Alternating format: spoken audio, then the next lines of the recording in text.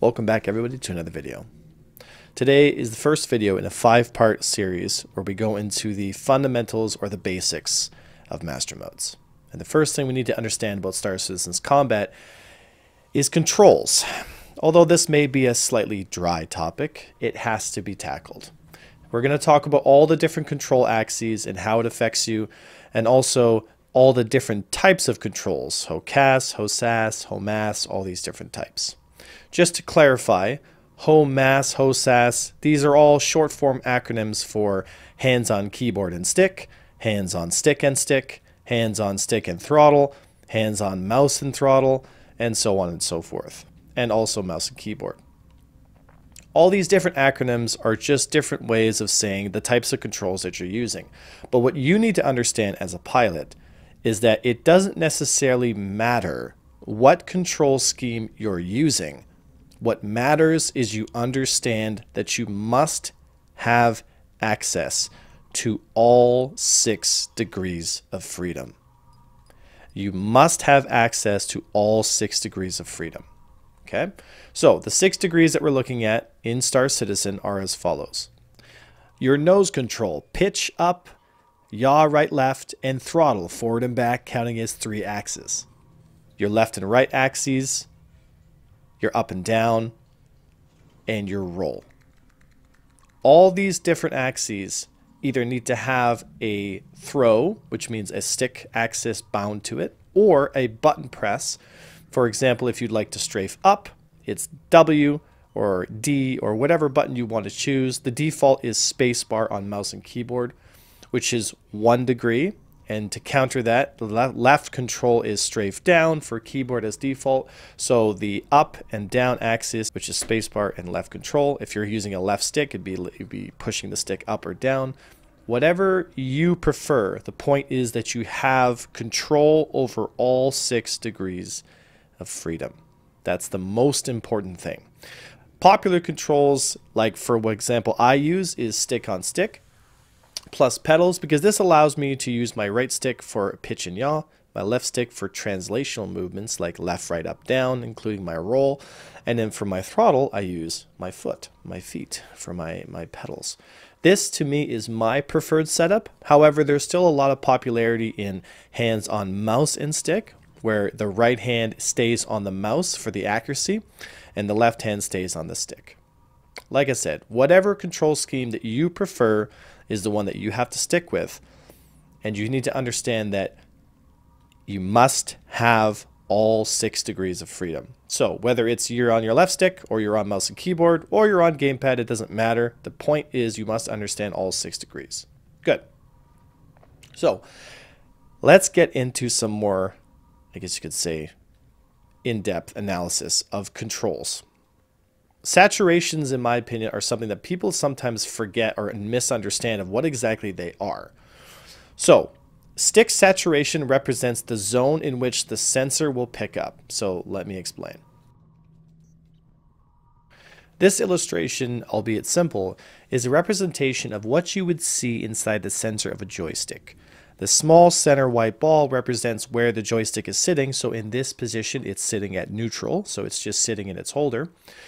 And the green zone represents the zone in which the sensor will pick up at 100% saturation. So if I wanted to get a maximum turn rate out of my ship, I would grab the stick and I would pull to the bottom of the axis, which would look like this. At this position, we've achieved maximum input.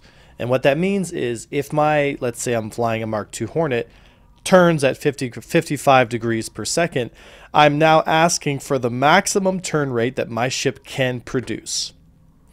The problem here, guys, is that as you start to get better with your control systems, you're going to notice that having a maximum amount of throw on your sticks can cause a lot of wear and tear, can take a lot of physical time between movements, and a lot of times, if you max out your stick at the edge of what it could possibly get to, you're putting a lot of stress on the joints of the stick. It causes damage, and a lot of times you'll break your equipment.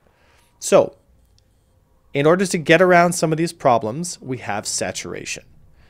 I personally set my saturation on my right stick to 70%, which looks a little more like this.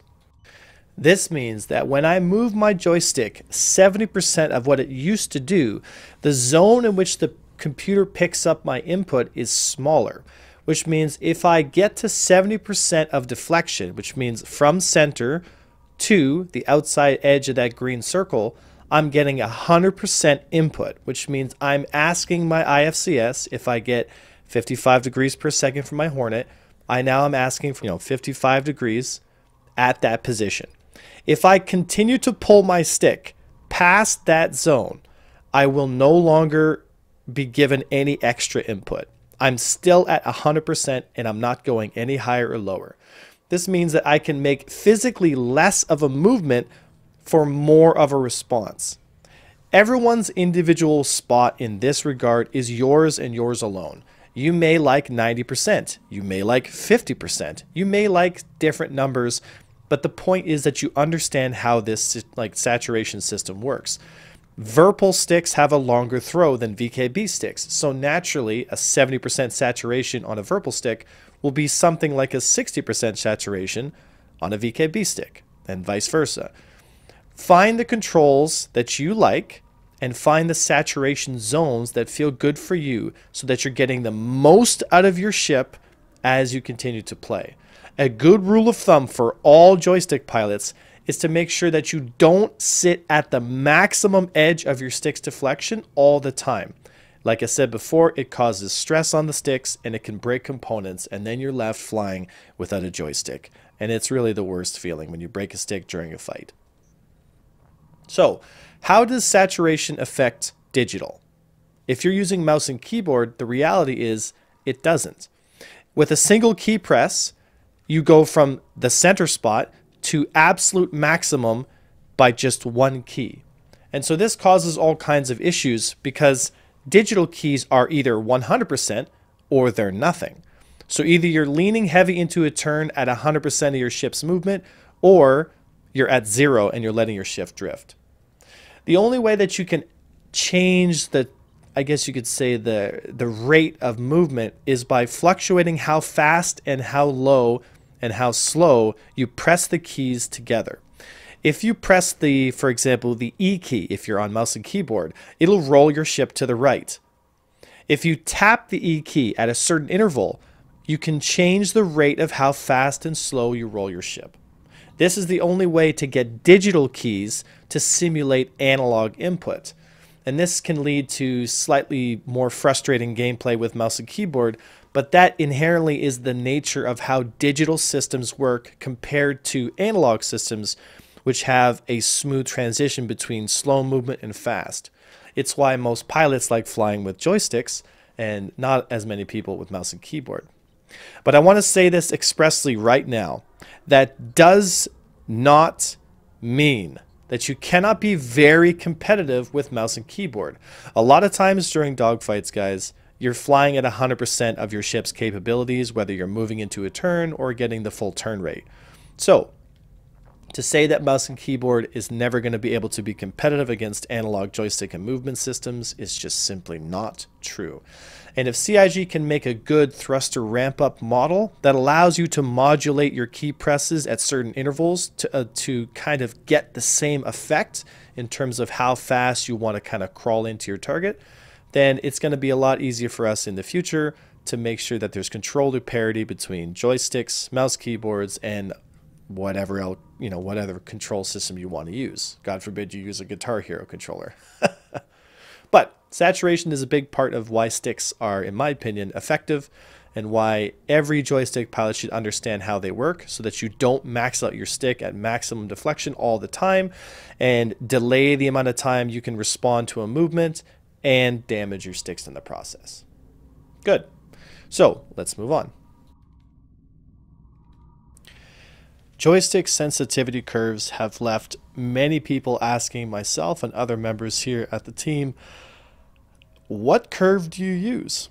And the truth is I use a 1.0 curve. I do not believe in joystick curves. I think for a game like StarCitizen, where ESP has a huge impact on how your stick responds to movement, Essentially, ESP is an adaptive curve depending on the angle of attack and range that you're approaching your hostile opponent on.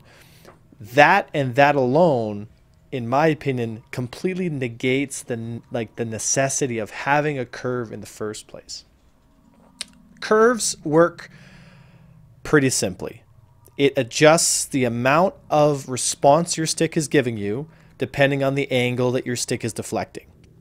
Personally, for me, I'm quite a simple person. If I pull my stick 10 degrees back, I should ask for 10 degrees of movement.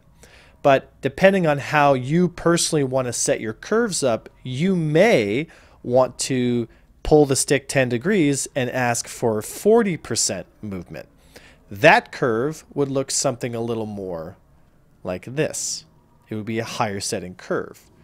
This curve would allow you to have less response at the center of the stick, so at the beginning of the motion, and more response gradually as you start to pull the stick heavier and heavier into the turn. This would be, I'd say, the second most popular one. There's also something called an S curve, where you'd have a really high response at the top end and a low response at the bottom. But the reality is this. In StarCitizen, I do not recommend, and I'll say it again, Avenger Squadron does not recommend that you use any curves whatsoever. You should stay on a 1.0 curve, but if you really want to change your curves, the option is there for you to change. The reality is, with ESP and adaptive movement, the curve is always adjusting, and I believe very strongly that consistency breeds accuracy. Consistency breeds accuracy.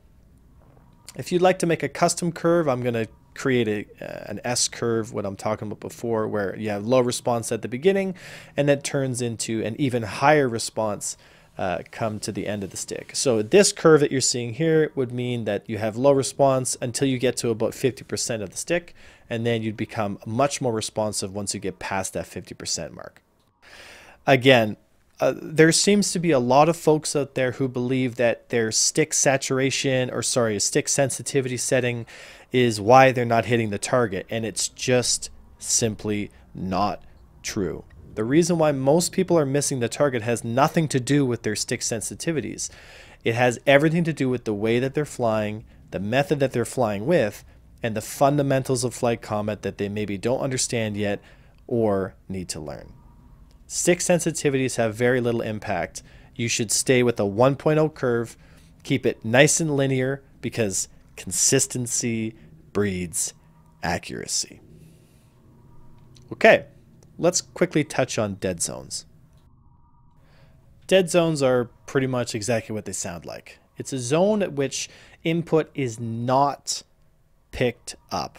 So in this example, again, like we've seen before, the green zone represents the zone at which the sticks are going to actually get sensed, and the yellow zone is showing that if the stick is in that center position, I could move the stick probably maybe a few degrees in that center spot, and no input would come across to the ship until I reach the green zone, at which point it would pick up and I'd start moving the ship.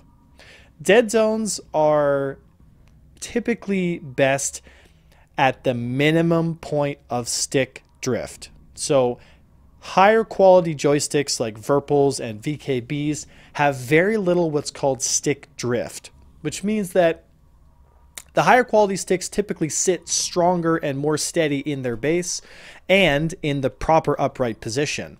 If a joystick, like unfortunately I'm going to use the T1600s from Thrustmaster, are a little bit cheaper, less quality, over time the sticks start to call what's called stick drift, which means the sensor inside the stick and the position the stick naturally sits in no longer is at that center spot. And so the stick automatically is outside of that little yellow zone and is sitting in that green zone. And so without touching the joystick at all, you'll find that sometimes when you're flying, guys, is your ship will start moving without your input. This is called stick drift. And how we get rid of that is, one, we get better joysticks, or two, we adjust the dead zone so it's just large enough that it doesn't pick up those inconsistencies, and small enough that we still keep the accuracy of the stick. Personally, for me, I like using a 2-degree zone, which is the absolute minimum spot that I need for my Virpil sticks to become accurate without any stick drift. When I used to have T16s, that zone would be anywhere up to 15%. The larger the zone, the less responsive your stick is naturally going to be, because the physically longer your stick has to move before it starts to get input. This, in my opinion, leads to poor performance, less target time, and you just kill your targets not as quick. Mouse does not have to worry about this, because mouse, even in VJoy mode, is still pixel accurate. I mean, mice are always going to be the most accurate systems. But for any mouse user out there, if they're in VJoy, I would suggest that you keep your dead zone to 1 degree or 0. In my opinion, 0 is probably the best, because, well, mouse is the most accurate system you can have. So that's a brief explanation of dead zones, guys. Set your dead zones to the lowest setting possible so that it eliminates any stick drift, so that you can have the biggest or the most accuracy with your joysticks that you can. Okay, so we talked about saturation, we talked about sensitivity curves, and we talked about dead zones. There are many types of hat trackers, head trackers, programs that you can use that utilize webcams, face trackers, and eye trackers that can work with StarCitizen. There are many different types, some expensive, some relatively cheap, and some basically free. In the example you're seeing on the screen is me using Tobii eye tracking, which I'm going to explain here, with a dogfight that we're doing. Whether you're using a head tracking system or an eye tracking system, the results are going to be the same. There's certain things that you're going to want to turn off when it comes to your eye tracking and head tracking, because it just gets in the way. So, in your settings, whether you're using TrackIR5 or Tobii eye tracking, you're going to want to turn off what's called in-cockpit offsets. Now, what an offset means is that if I'm sitting in my chair and I move my head physically to the right or to the left, the reality is it's going to move my head in relation to that movement in the cockpit of the ship. As you can see here, my head is static. It's sitting inside the cockpit of my Fury and it's not moving. I may be able to glance up and down and look my head around, which in a dogfight makes a massive advantage. And so for those of you out there who are considering getting head tracking or eye tracking, understand that you will have a situational advantage when it comes to these systems, because being able to look freely around your environment and be able to maintain a dogfight situation while still being able to look around is going to mean the difference between winning and losing between a lot of fights. So if you're considering picking up head tracking, eye tracking, or any kind of tracking software, the answer is yes, it does give an advantage, and 2, it's worth getting. As far as settings go, I use default TrackIR5 settings. If you're using Tobii eye tracking, I would highly suggest that you do not use the eye tracking function to move your head around the engagement zone. Tobii does have good head tracking, so continue to use that. And if you'd like to use the Tobii Ghost function to showcase where your eyeballs are tracking to help, kind of understand where you can improve, then you can go ahead and do that. But if you're going to use a Tobii, don't use the eye tracking. These are the fundamentals, folks, as we move into the next generation of Master Modes combat that's being put on in 3.23 here. And understand that this 5-part mini-series is just to give you folks the tools you need to be competitive, to understand all the fundamentals, and how we do that is we start with a solid foundation of controls so that you know what you're getting into. Mouse and keyboard is competitive. Hands on stick and stick are competitive. The one thing that makes the biggest difference is the amount of cockpit time or seat time that you have with that control system, and how consistent you are with the sensitivities and the settings you have. Understand that there is no replacement for skill. Skill is only developed through hours of practice and maintaining consistency so that your brain and body can understand that the motion that you're putting in on your physical stick or mouse and keyboard equates to the motion of the ship in the game. The more you change your settings, the more you fiddle with your settings, the more you are putting barriers in your way to make sure that you can become the best pilot you can be. Thank you, folks. I hope you learned something in today's video. I'll see you for part 2. And as always, my name is Avenger1, and I'll see you next time.